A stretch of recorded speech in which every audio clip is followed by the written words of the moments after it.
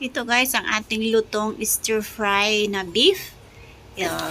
Painit tayo ng oil, ginger. Pagluto na yung ginger, lagyan na natin yung onion. Stir lang natin. Pagluto na din yung onion, lagyan na yung bell pepper.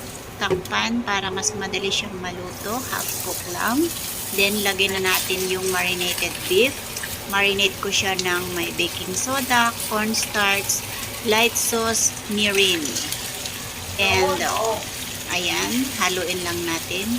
Pag mag-iba na yung kulay, hindi na siya pinkish, lagyan na natin siya ng sauce. Ito naman yung sauce mixture.